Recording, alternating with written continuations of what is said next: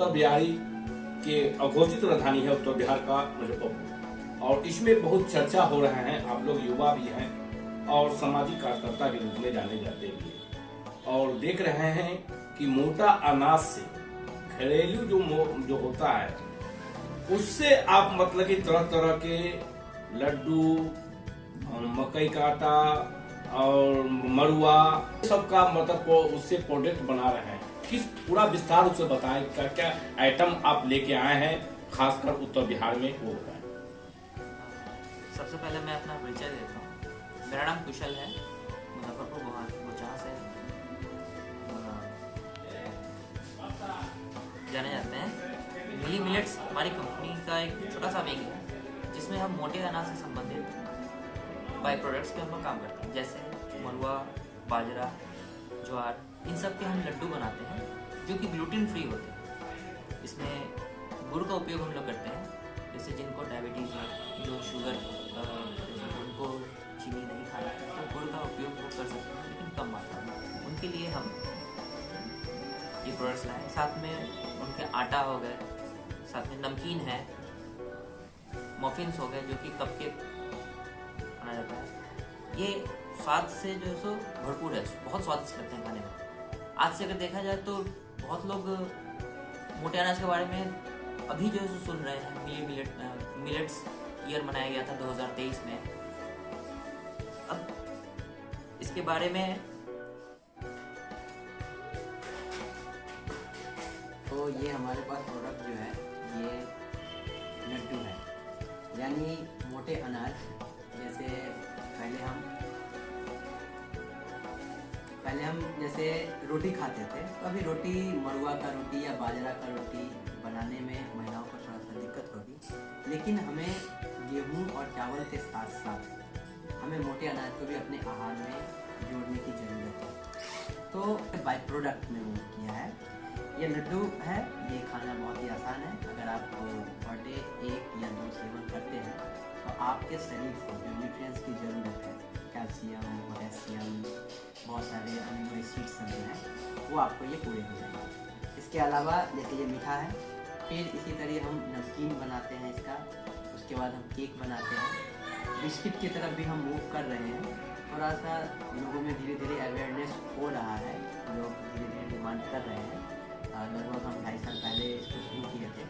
अभी राज्य सरकार के द्वारा मतलब कि जो घोषणा हुआ है कि जितने भी किसान हैं और पैक्स अध्यक्ष को जितने को सबको कहा गया कि मोटा अनाज किसानों से मतलब कि ये सोचे है कि उपजा करे, और मोटा अनाज को सरकार मतलब कि खरीदेगी लोगों से, किसानों से, और उसका मोटा अनाज पर सरकार ज्यादा फोकस करने जा रही है बिहार सरकार। तो उससे क्या क्या आइटम बनाएंगे आप लोग, अगर आप कितना मतलब जागरूकता कर पाएंगे?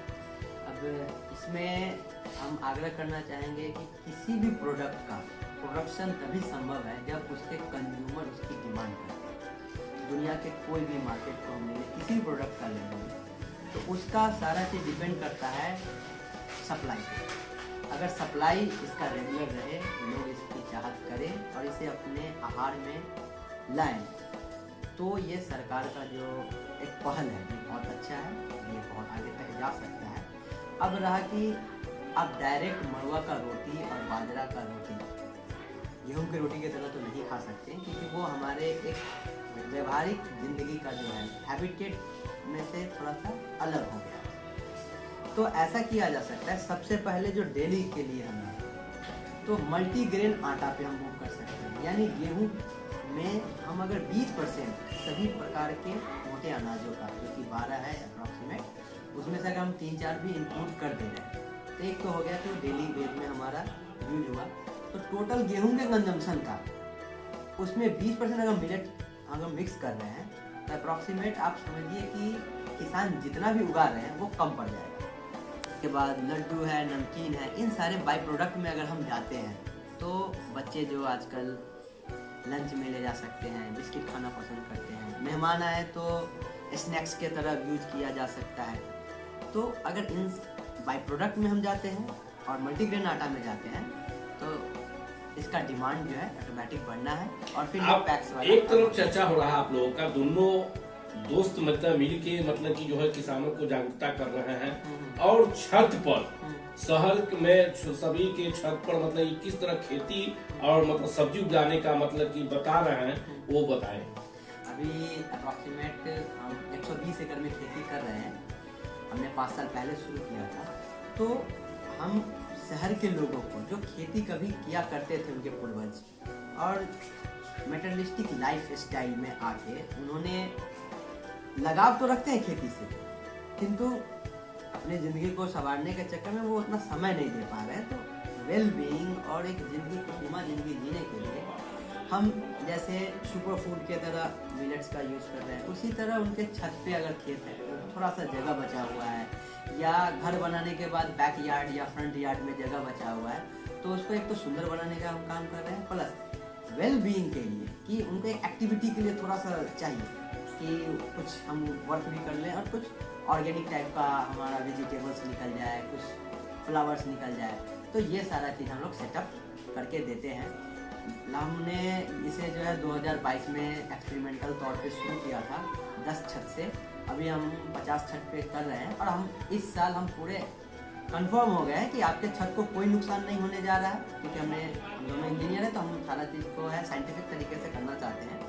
तो हमने वो सारा प्रैक्टिकल करके देख लिया है। उसमें सरकार क्या दे रही है आपको इसके मतलब कि जो है इस तरह की खेती करने का जागरूकता करने के लिए सरकार क्या दे रही है और सरकार से क्या मांग कर रहा है इसके लिए? देखिए, सरकार का काम होता है पॉलिसी बनाना, किसी चीज़ को अवेयर करना। अब हर एक चीज़ के लिए हम सरकार पे डिपेंडेंट रहें तो वो कंट्री ग्रो नहीं कर पाएगी। हमारे यहाँ एक चीज़ युवाओं में और देशवासियों में एक चीज़ हम देख रहे हैं, हर एक चीज़ के लिए हम सरकार पे थोप देते हैं। तो सरकार के पीछे उतना बजट और उतना सभी चीज़ों के लिए नहीं, तो उनका काम है पॉलिसी बनाना, रूल रेगुलेशन सेट करना, काम करना हमारा काम है सरकार की। जी, तो खासकर किसान भाइयों से क्या अपील करना चाहेंगे? हम किसान भाइयों से ये करना चाहेंगे, जैसे मैंने बोला कि कंज्यूमर को मैं अपील कर रहा हूँ कि अपने गेहूं के आटे में 20% मिक्स कीजिए। तो आप अपने जितना खेती कर रहे हैं उसमें 5 से 10% एरिया में मिलेट्स का खेती कीजिए, तो आपका प्रोडक्शन जो हो रहा है वो बाजार में सेल होना शुरू हो जाएगा। मैं ये नहीं कह रहा कि 10 एकड़ आपका खेत है उसमें 5 एकड़ कीजिए, अप्रॉक्सीमेट आप हाफ एकड़ में कीजिए।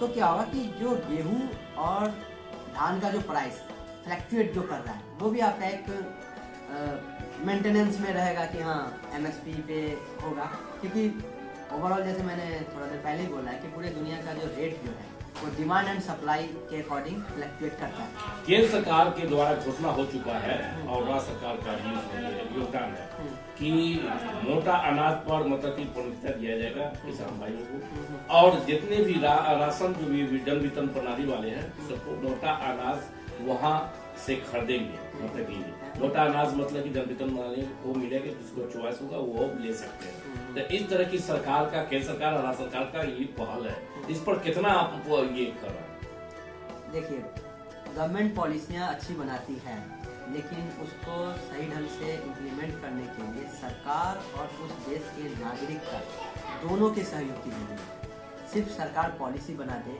और नागरिक उसको अवेयरनेस हो या फिर एक्सेप्टेंस नहीं रखे तो वो संभव नहीं है।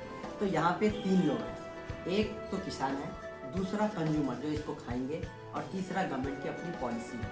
ये तीनों लोग अगर कंधे से कंधे मिला के इस प्रोजेक्ट को ग्राउंड लेवल तक इम्प्लीमेंट करें तभी ये संभव है। इसमें से कोई एक भी अगर इधर उधर करते हैं तो ये प्रोजेक्ट संभव नहीं है। सपोज कंज्यूमर खाना चाह रहा है और किसान उगा ही नहीं रहा है तो भी दिक्कत है, किसान उगा ले रहा है कंज्यूमर खाना ही नहीं चाह रहा है तो भी दिक्कत है, और गवर्नमेंट की कुछ पॉलिसियाँ अगर ठीक ढंग का नहीं है तो भी दिक्कत है। तो मैं यही अपील करना चाहूँगा इन तीनों से, किसान से भी, कंज्यूमर से भी और गवर्नमेंट से भी, कि इसको एक इक्विलिब्रियम पॉइंट पे लाया जाए कि तीनों के साथ बैठ के और कहाँ पे आके जो दिक्कतें हो रही हैं तीनों लेवल पे, किसान के लेवल पे, कंज्यूमर के लेवल पे, सरकार के लेवल पे, उसको क्लियर किया जाए। और सपोज जैसे इंटरनेशनल मिलेट्स ईयर 2023 में मनाया गया था, उसी समय सरकार की एक पहल चली थी कि इसका काउंटर जो है मुजफ्फरपुर समाहरणालय में दिया जाए। आज 2.5 साल हो गए, 3 साल होने वाला है, अभी तक काउंटर नहीं मिला है। तो काउंटर नहीं मिला है तो हमने जो एक पहल शुरू किया था कुछ महिलाओं, अप्रॉक्सीमेट 25 महिलाओं के साथ, अब वो उतना सेल नहीं हो पा रहा है, तो उनको रोजगार नहीं मिल पा रहा है, उतना अवेयरनेस नहीं हो पा रहा है। तो ये दिक्कतें हैं, तो ये सरकार की तरफ से दिक्कतें हो गई। किसानों को उगाने के लिए हमने 2022 में अप्रॉक्सीमेट 10 किसान के साथ हमने मड़ुआ उगाया, तो उतना मार्केट का डिमांड नहीं हो पाया, तो वहाँ उनका बिक्री नहीं हुआ, तो दिक्कत हो गया। तो इन सभी चीज़ों को एक पॉइंट पे लाना होगा कि सबके साथ तालमेल अच्छा बने। परिचय बताएं। मेरा नाम आयुष कुमार है और बचा के मैं रहने वाला हूँ। 2017 में मैं बीटेक कंप्लीट किया था, उसके बाद मैं गुड़गांव में मैं ओला में प्रोसेसिंग इंजीनियर था, और फिलहाल 2020 से मैं और कुशल दोनों लोग मिलके ग्रीन आहार इंडिया प्राइवेट लिमिटेड रन कर रहे हैं। और 5 सालों में हमने खेती बाड़ी करते करते अभी 120 एकड़ में हम खेती कर रहे हैं। साथ में हम रूफटॉप फार्मिंग अर्बन लोगों के लिए कर रहे हैं। उसके बाद एक विंग्स हमारा मिली मिलेट्स है, जिसमें हम मोटे अनाज और सुपर फूड का कर रहे हैं।